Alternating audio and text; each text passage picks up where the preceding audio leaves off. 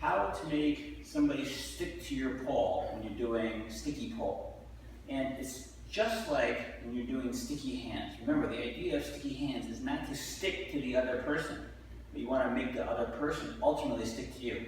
Now, it takes a while to be able to develop that skill level to do that, but if you can think about it in this nice progression.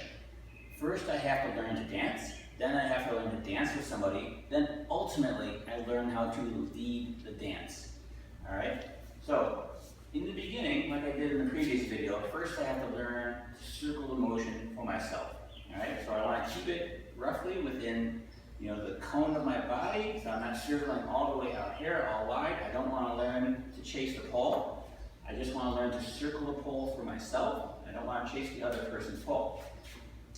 Then, as soon as you're able to do that, then you want to learn to listen to the force, okay? Now, to do that, just like when I'm in Chisao, I need to have a certain level of stability and control for myself.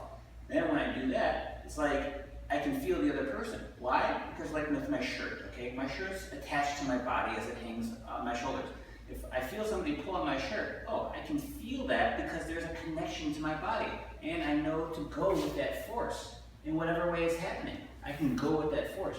It's the exact same thing when I'm in Chisao. I feel somebody pull on my arm, I can go with that force. And I want to maintain myself focused at the target. Because I have the right balance of tension in my arm, plus the right connection of arm to body, body to legs, body supported by the center of gravity. Now, it's the exact same thing with the pole. And why you use the pole and the source ultimately is because if you can feel the other person's center of gravity through the pole, from your pole to their pole to them, that obviously gives you a heightened sense of control and awareness when dealing with the force of another person. So if I'm here, and let's say if I pull on the pole, and if Phil has a loose grip, see, I can pull the pole, let's let it go a little looser. Yeah, I can pull the pole, see, late reaction to his body. Now, if he grips the pole a little tighter, yeah, see, instant reaction to his body. So you do need to have the right grip. So when the contact comes in, the pole doesn't jerk out of my hands. But more importantly, like I said, I need to have the right connection of the grip, and then ultimately stretch, and then control the center of gravity so that I can feel when somebody pushes or pulls on my pole. So now, when I have that level of stability and control, now I need to maintain my pole focused at the target, which is as centered the person as you can make it. Now, when I'm here, I don't want to think, I'm going to circle the other guy's pole. If I do that, I'm going to end up chasing the pole, and I don't want to chase the pole. I want to maintain focus towards the center.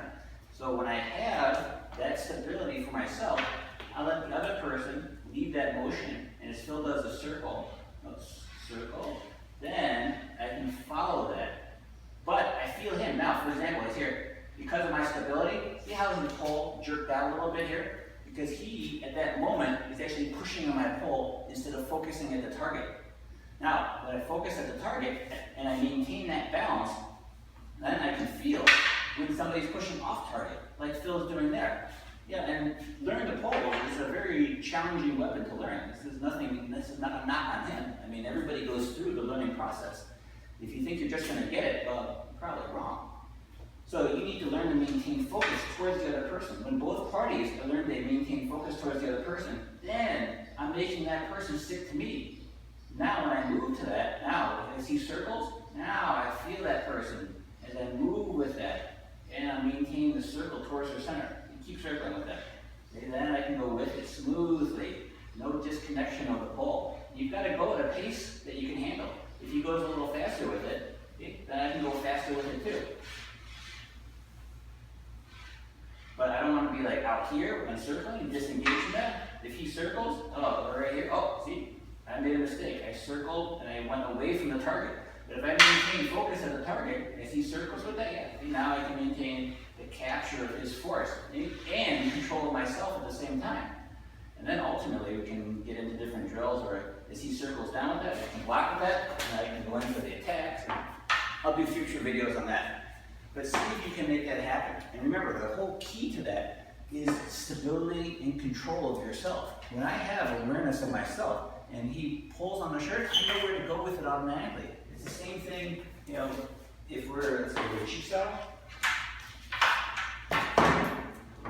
and as we're chi saoing here, you know, if he pushes or pulls on me, I know where to go automatically and how to adjust because I have stability for myself. And then I can counter that, you know, and do whatever I need to do after that. But it's the stability and control. That is a skill that you're working on developing in Wing Chun. Good luck.